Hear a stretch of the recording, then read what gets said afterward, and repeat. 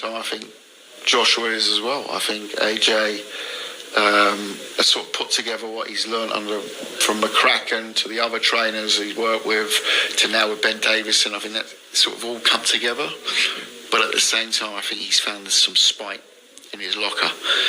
And I've always thought that was a little bit lacking in his game. And I think that spite is there right now. And he's going to be very difficult to put the brakes on him right now. I fancy him within the distance. And there is Kalle Sauerland and his prediction of Anthony Joshua. And this is very interesting on how his take on AJ. Of course, we knew that AJ took a little bit of this over here and a little bit of that over there. Then he came together and he made pretty much his own style. And getting with Ben Davison, it was kind of like that last puzzle piece on making him who he is. And I like how Kalle broke it down, because it's like he's one of the only ones besides myself that noticed that AJ is getting a little spiteful. Like it's a little meanness in there, but the meanness, the spitefulness that he needed was needed. You know what I mean?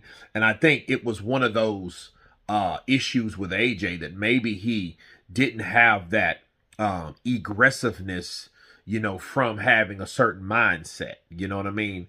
Like they used to say about Mike Tyson, like, hey, Mike Tyson punches with mean intentions. We seen that when he hit Francis Ngannou. He didn't play with Francis. He didn't showboat. He didn't do any of that. You know what I mean? He just went in there and got the job done. That's why I don't think it's going to go the distance at all. Because one thing is going to happen. If AJ don't bring it, Danny Dubois will.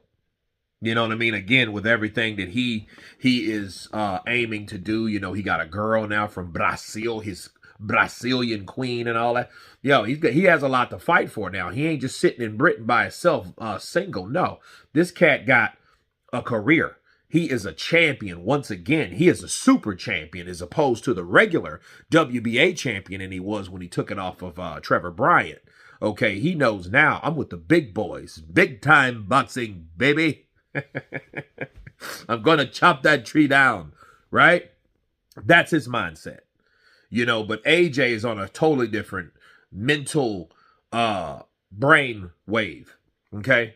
And I think it does belong to the things he's been through and the aggravation. Yeah, he's going for a knockout. He ain't going for nothing else. You know what I mean? So, yeah, him saying it's going to be hard to beat, I think his mentality right now. If you look at his fights, look at AJ's fights. The Helenius fight.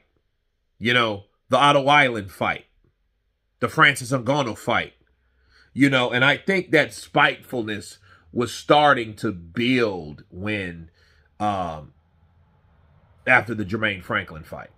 Really after the Usyk fight, because he was kind of disgusted in how he was and things like that in his performance.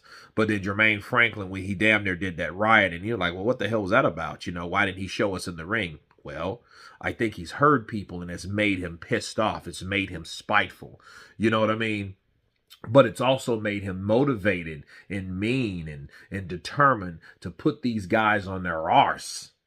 You know what I mean? Not like yesteryear, because yesteryear he was all about pretty much kind of a well polished Adam Kalnaki, where he was just throwing caution to the wind, being too overzealous, fighting guys, letting himself open like he did with Ruiz. That's not him anymore. What he's doing is now he's like, you know what? I'm going to knock these guys out. I'm going to give it full aggression. I'm going to up the ante, but I'm going to do it with some sense. I'm going to do it with some defense. Okay? So, yeah, this is not the old AJ. This is the new AJ with a different mindset, but better defensive prowess.